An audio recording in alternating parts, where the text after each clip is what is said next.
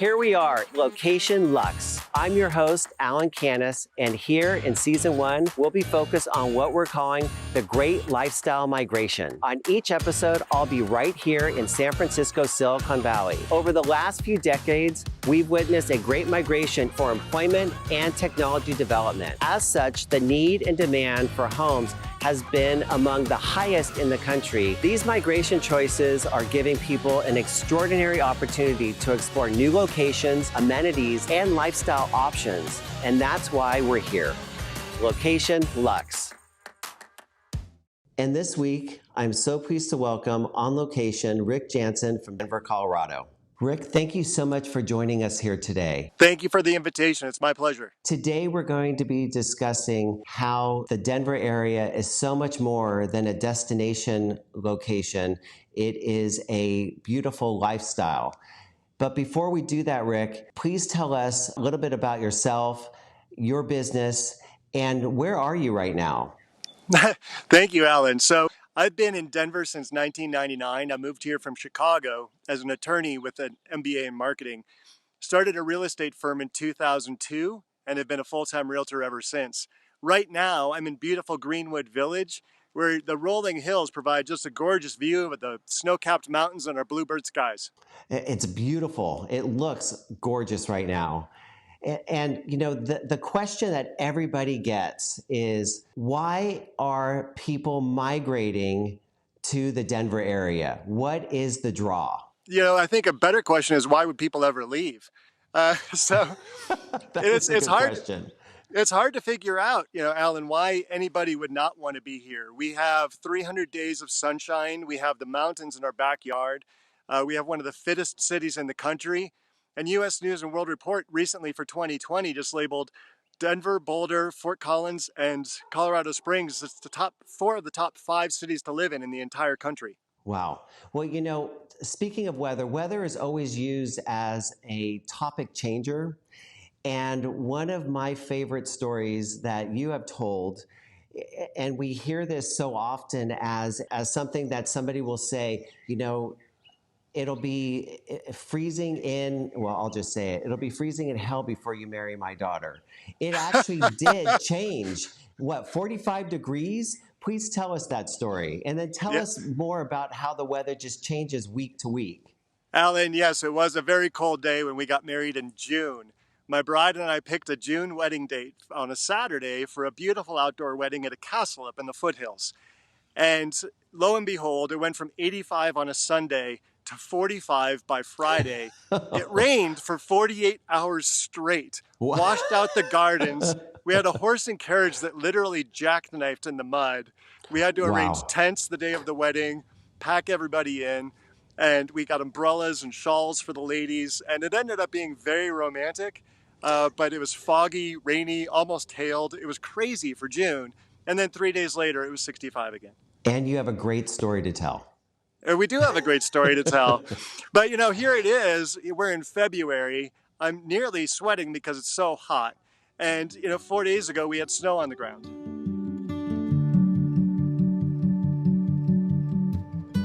Tell me, why did you decide to move to Denver? Sure, Alan. So I'd been coming to Denver my whole life. I had relatives out here in Boulder and Greeley. And so every Christmas, every Easter, I was blessed with the opportunity to come out here and enjoy the mountains. And then I picked up skiing. And so when I looked at living in Chicago or Denver when I was graduating law school, I asked the law firms in Chicago, I've just worked 6 days. This was my actual interview question. I've just worked 6 days. It's February. Why do I wake up on a Sunday? And none of them really had a good answer except for go play basketball or go to a bar. When I came out here, they said, please take Saturday and Sunday off. Go to the mountains, go mountain biking, hiking, skiing, camping, you name it, rafting. This is why we live. It's to enjoy life, not just to work. And the flights, I understand, are so accessible today than they were 10, 15 years ago. And the airport is, to my understanding, is undergoing a major renovation. Is that correct? That's correct. Denver International Airport is a fantastic airport and is undergoing a major overhaul. But Alan, we're, you know, just a little over 2 hours to San Diego. We're 2 hours to Chicago. We're under 4 hours to the East Coast. We have direct flights down to Mexico, to London. It really is so versatile that many companies are moving their headquarters here or announcing a second headquarters here because it's so central for their sales force. So, Rick, the big question that people are here to hear about is real estate and real estate appreciation and multiple offers. What's going on in the real estate market there? Well, it depends upon the price point, right? So when you're looking at the $800,000 price point, I am still seeing multiple tours, multiple bidders, and a competitive environment. Homes in the 800,000 range are going for 60, 70, 80,000 over list with multiple bidder situation.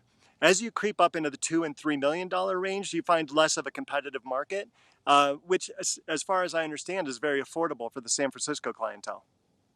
That's true, definitely true. And is there a tax savings that we're not seeing as much here as there is in the Denver area? Certainly is. Yeah, it's a very tax-friendly state. We do have income tax, but it's low. It's often considered one of the great states to retire to. Now, our real estate taxes are incredibly low, and I often see people moving from Chicago for that very reason. Sales taxes are low, but again, your real estate tax savings when you're buying a $3, $5 million house are tremendous over other areas in the country. So, Rick, I heard you say Chicago. Where are other buyers coming from? Yeah, so we're seeing massive influx of buyers from Texas, Chicago, New York, and California.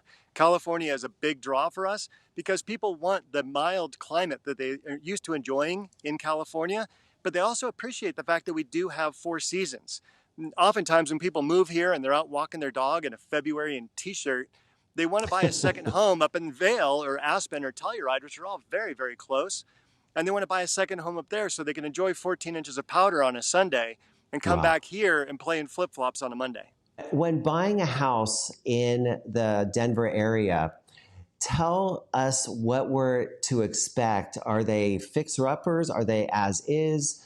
When we're in the multiple offer situation, what type of home are people expected to be bidding on? Excellent question, Alan. And there are a lot of fixer-upper opportunities. Washington Park, for example, is a great area where people are renovating bungalows, popping the top on bungalows, or just scraping and starting over with a brand new 6,000 square foot home. Cherry Creek is another example where a lot of renovation has already happened and a lot of new build has already happened in infill.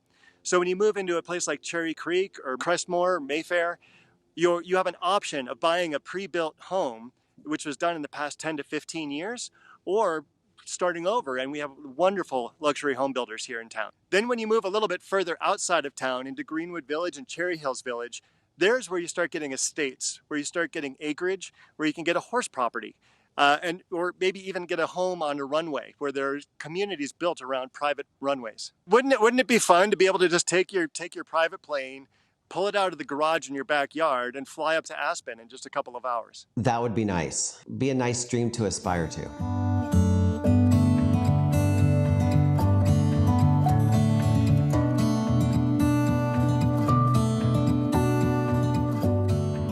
What is the culture of the downtown?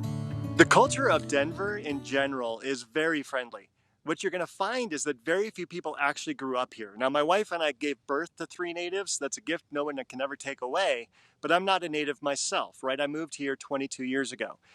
But what you're going to find is everybody who moved here relied on the friendliness and teamwork, so to speak, of other people in the community to introduce them to new friends, to new communities, to new nonprofits, to new activities, to bike trails, to campsites. And so there's a friendly Midwestern outreach here, which is just unheard of, right? You drive down the street and it's rare to hear a car horn honk because everybody's just kind of a little bit more at peace, right? Now, as we get more people Nice. moving in, you can tell who just moved here because they're still honking.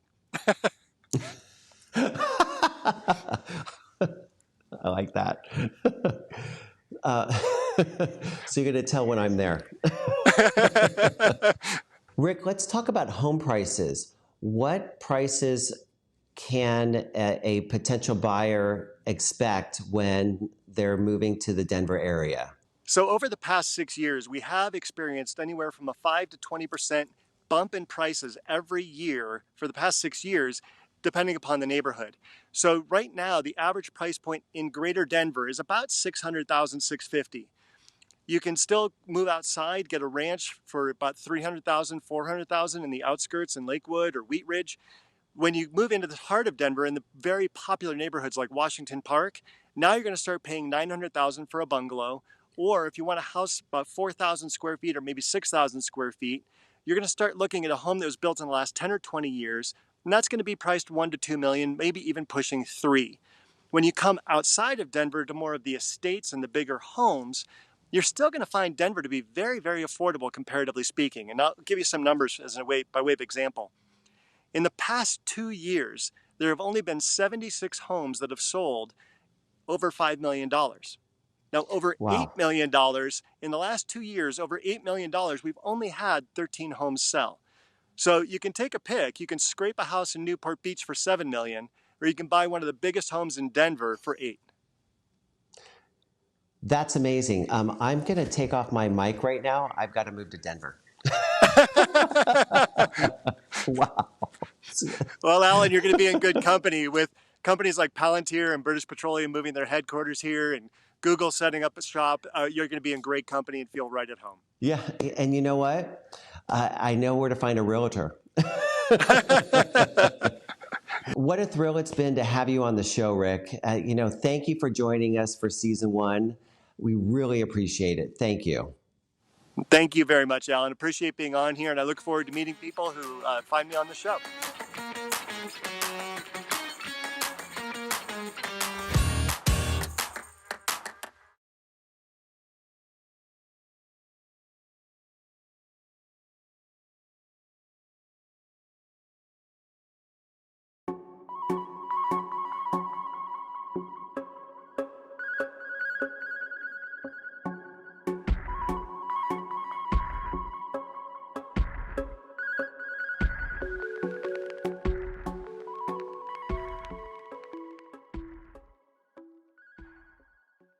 Hello, I'm Helene Oberman, Managing Director of Interior Design, and I'd like to welcome you to Product Live.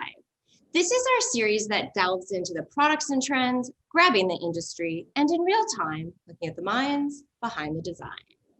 So do you know what you get when you combine Southern charm with urban sophistication and high performance capabilities?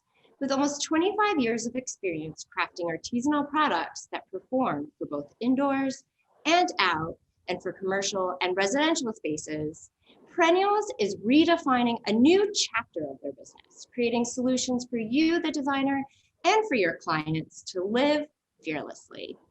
With me here today to discuss how, in these challenging times, one can have the strength to live and design fearlessly is the co-founder and CEO of Perennials, Ann Sutherland. Welcome, Ann. It's so great to see you. Thank you, Helene. Very good to be here. I know, I haven't been down in Dallas for so long, so at least we get a chance to see each other virtually. Great. Yes, welcome anytime. We always love to have our New York friends come down to Dallas. So I thought we would dive right in because something that's really big for Perennials right now is that you've just rebranded the company. So with everything sort of going on in the world and with the design community as a whole, why did you decide now was the time to refresh the brand? Well, 25 years is a long time, really, these days. And we've started for the outdoor, and we branded that way from the very beginning with a color that we felt was a fresh green color that really related to the garden and the environment around the home outside. And as we've moved through our history, we've come up with the ability to make fabric that looks more interior-like. And once that happened, we realized we didn't want to pigeonhole ourselves into the outdoor market. And that's why we started thinking about what can we do to show people that we're more everywhere, all over, for everything. And as we got older and more mature and had products piling up that work better on the interiors, and we heard from our interior design friends that they were using it inside, we thought we need to put this in the brand experience. And also, as it goes, everybody needs a facelift sometimes, and we thought this is the time. 25 years, let's celebrate. We actually were planning it before the pandemic, but it seems to be perfectly timed now to come out and say, we're going to live fearlessly, we're going to celebrate our lives, and we're going to look fresh and new when we come out. I mean, it seems sort of fortuitous. Like, this is the time to be celebratory. You need something to celebrate. And obviously 25 years is a great moment. But you did come up with this tagline that is live fearlessly. So I'm wondering what that means to you and obviously to the Perennials brand. Well, specifically to our brand, live fearlessly is referring to our performance factor. And what we continue to try to tell everybody and make them believe, because seeing is believing many times, is that you can live with our product and not be afraid to really live on it and to experience it and to enjoy it and not have to feel like it's a precious, untouchable item. So when we started the fabrics, of course, they were all sitting outside and they resisted the sun. That was the main thing we were looking for. But they resisted mildew and mold and soiling, and they were easily cleaned. So that was the big push for us. And as we move inside, we learned now that we can make our fabric look like a silk, or we can have a velvet, and we can have more luxurious qualities. And so taking that theory inside, it's less about sun, but always still about fading. It's more about how do you live on this and make it where it looks like a beautiful, luxurious interior, but your dog is going to jump on it and you're not going to have to scream and cry. And if you have an accident on the rug with red wine, it easily comes out. You don't have to throw the rug away. It's about longevity in a product, but it also leaves people to enjoy their homes. And I think now more than ever, as we've sat in our homes much more on a daily basis, we understand that kind of casualness makes us feel good. And so that's where we went with this. And we're continuing to develop products that work for the performance factor, but look like the beautiful fabrics that we've always loved and known, from linens and cottons and wools and mohairs. Well, I think the tagline "Live Fearlessly" is very representative of the ethos of who you are as a brand, and Perennials, and obviously Sutherland as a whole. But I love that you encapsulated this new tagline into the color, which you're now using, which you're calling Fearlessly Green. And is there a meaning why you decided that this was the right shade of green for this new rebrand? I think there were numerous reasons. I think this new color is deep and rich and muted. It's not indicative necessarily of a garden, a fresh garden. It's something you'd use more in interior decorating, but it's also a sophisticated, long-lived color that's been used throughout history in different environments. And as we say in our little video, when we talk about our color, it's kind of a racing green, which is so classic. And it indicates kind of our lust to go fast and get things done and stay in the market and be relevant in the market. So I think it's got a lot of kind of characteristics to it that work for us right now in this moment. And hopefully it'll last a long time, another 25 years. I definitely feel like it's a really timeless shade, but I also love that there's this parallel between like a racing green and the tagline of "Live Fearlessly." Like, they go so hand in hand together.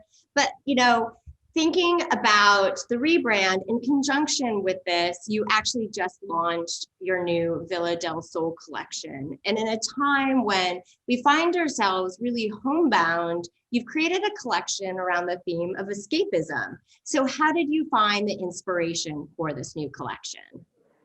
Well, that was pretty easy. The minute they said you can't go anywhere, we said we need to get out of here. And of course, I think the sun, the water, the fresh air was something that we all thought about from our homes and lusted for as we were, enduring this whole thing.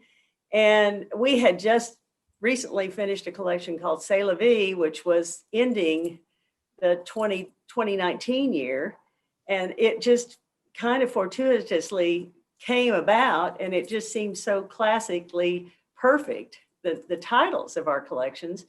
And so we wanted to give everybody a fresh breath of air with this new collection and go shoot it in a tropical area where everybody would like to be, sitting on the beach, and just have some fun with it. And that's always been what Perennials likes to do, is have fun. Well, it definitely comes across, but in the, sort of at the opposite end of the spectrum of fun, I think there's still this idea of comfort. And once you use that, obviously in your home, and creating almost a sense of sanctuary, correct? And do you find that there's really importance in creating a home as sanctuary during this time period?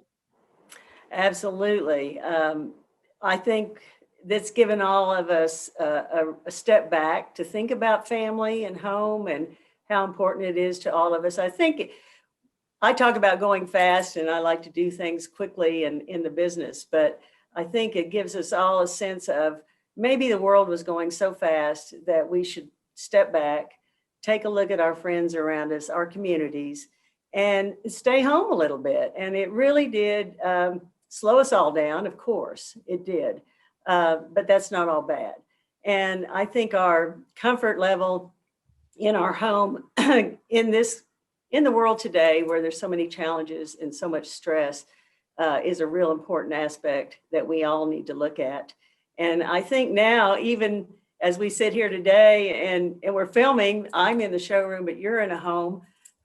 It's important that our homes reflect our personalities and our comfort zone. And now we see everybody there in their homes. So it's really important to us. And we want to continue on creating things that people can have a beautiful lifestyle, and it can be various. It doesn't all have to look the same. Mm-hmm. Well, speaking of beautiful lifestyle, we should definitely sort of delve into the collection itself, which is made up of both some really beautiful rugs and textiles. So starting with the fabrics, there's 3 new fabric qualities. Let's sort of walk through it a little bit if you want to give me your sort of insider take on them. So first there's palmetto, which is sort of a very tropical pattern. Very, and that kind of started the whole conversation about this collection. And I actually have it right here behind me. I can pull it. And it's a beautiful leaf design. And it can go, we felt like it would be, this is a beach kind of product. And the colors were very, in my mind, Bahama colors. And it's reversible, so you can do a dark side or you can do a light side. It was the real inspiration for this collection. And then we wanted another kind of collaborating pattern to go with it. So we had Breezy, which is small, little. I know, I love the design. name. I think the name sort of personifies the design, right? Like it seems breezy, easy, kind of. And then Breakwaters was a new texture that we felt like would cover the big pieces, and then you could accent with the patterns and mix and match. So, and it's a soft pattern and it's multicolored. So it gives you that flexibility to add any kind of accents that you would like to have. And it's a new texture that we sell so much of because, nobody wants pattern. Well, we're not going to say nobody. There's a lot of designers that like pattern on pattern. But for the larger pieces in a home that you want to keep for a long time, it gives you the flexibility of having a good background. Mm-hmm. But no, it really comes down to all the layering, when you're designing. But I think our audience really needs to understand that certainly these all have the properties of a performance textile, but it really doesn't need to look and feel like it's a performance textile. And I think that you guys really achieved that, especially with this new collection. Thank you. And I know you kind of touched on it, but something that's also very important is the color and the color palette. And I was just wondering, obviously how you went ahead and developed the color palette, especially for one that I'm particular of, which is confetti. Oh, great. Well, we did feel like color definitely has stepped back up into the limelight. We've gone so many years with just grays and whites and layering of white on white. And I think, speaking of pattern on pattern, I think designers and people are now looking for a little more personality and life. And of course, on the beach or down in the tropics where you have a lot of hard sun, color is very important because it will look washed out if it's not intense. So we did some darker colors, some mixing of colors, the greens and the yellows, the blush colors and the gold colors, to get more of that feeling of being in the tropics. And I really, we go to the Bahamas some, and these colors really work beautifully down there. And they do add that kind of spirited look to your design theme. Well, especially now when a lot of us can't travel. So if you can't go to the Bahamas, why not bring the Bahamas to you? But, right. But I also love that not only for the Villa del Sol collection, you're actually adopting some of these fresher new colors for some of what you're calling your old favorites. So what are some existing patterns that you can now specify in some of these fresher, beachier colors? We did a very popular new texture from a couple of seasons back called Homespun. And we did put the blush, the beautiful kind of straw yellow, the new blue that we call Out of the Blue. Those are nice, new, fresh colors, but in this texture that we had already created, which has been a real big winner. Everybody's really liked it. It has a very fashion kind of forward look to it. So in addition to the textiles, there's also some really beautiful new rug additions to the collection. But actually, before we go and dive into those, I actually wanted to sort of speak about the fact that you guys have a very big presence in India, where you actually make all of your rugs. And just pre-pandemic, I know that you guys launched a new addition to your facility in India, correct? We started it in January of 2020, and we've been able to continue it all through the year. And in fact, March 19th, I'm leaving for India, and we're going to inaugurate our new building, phase 3. And it's a huge new facility that will house 350 looms and about 500 people weaving. And we're very excited to get that going, and we're installing it right now. So in spite of everything that's happened, we've continued to work and move along in India. When the pandemic first started, we started making masks for the whole city. We distributed about 80,000 masks to health workers and police and people that had to be out in the streets in the beginning. And with that, we were able to continue to keep our construction going. And so we're very excited about this. And we're also in tandem with the new facility, we're going to be opening a Mumbai showroom that will give us our first ability to sell rugs in India that we make in India. Mm-hmm. Well, that's amazing that you have such a positive impact in India and what's happening there. So, but like sort of going back to the rugs themselves, I think there's really some unexpected rug constructions and innovations with this new collection. And what do you think that designers will find when they see things like the fadeaway and shaggy? Well, I think shaggy's been a big hit, and it kind of reminds me of going back into the 70s, but we've updated it a little bit. It's not quite as long and shaggy as the 70s, but we've done a beautiful stripe with this long cut pile, and it's got a great casual feeling to it. It's a bulky rug. It covers the floor. It adds texture. It's going to be soft to roll around on. And we're just so excited about that. And then Fadeaway is a new flat woven rug, but it's been bulked up and made a lot thicker. And we've used our warp and weft yarns to create a color effect that gives it a kind of a soft ombre feeling. And it's just lovely. And we've done it in 3 beautiful colors that are very much tied to our collection. So with other patterns such as Euphoria, Tide Pools, and Matrix, do you find that one will still expect the same quality and performance that's really ultimately known for Perennials rugs?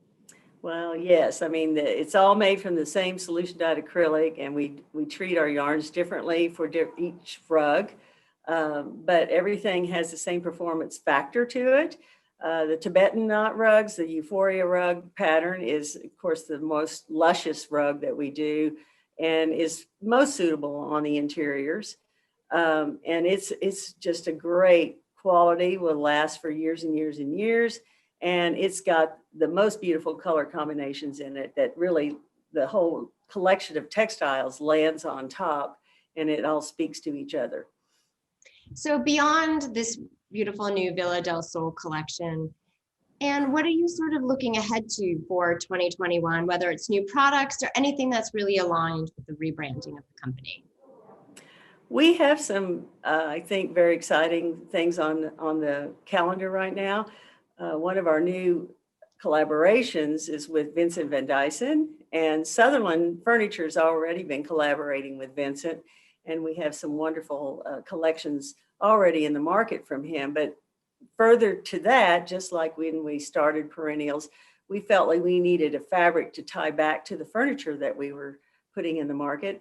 And so Vincent has worked with us to create a wonderful new collection that's very much his aesthetic. It's very masculine in my mind, much more European colors, muted and darker. So it's a complete diversion from what we just did. It'll launch in the fall, and it's really going to be wonderful. And he's come up with some new rug designs as well. So we're very excited about that aspect. And Vincent's been a great collaborator with us, and we hope to continue working with him for many years. But then we have some more things, maybe going into some more classic designs. We're going to collaborate with another well-known brand in the future. And then we always have our studio designs where we kind of start with something that we like and just build out of that. So it's going to, we like to have variety, and that's what we'll keep striving for.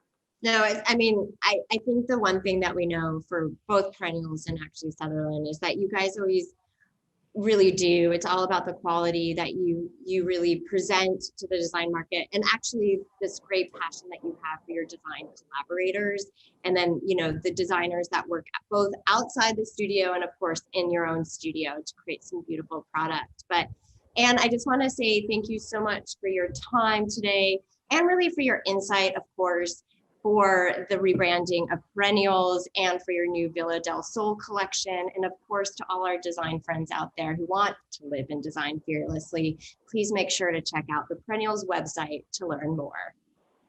Thank you, Helene. And I would like to add thank you to Interior Design, a magazine I've always watched and always have loved to see and experience the projects and the stories that you put in there. And I think it's a great quality piece. I hope that we can continue resourcing that all the time. And thank you for the time that you gave to us today. Oh, it was most appreciated.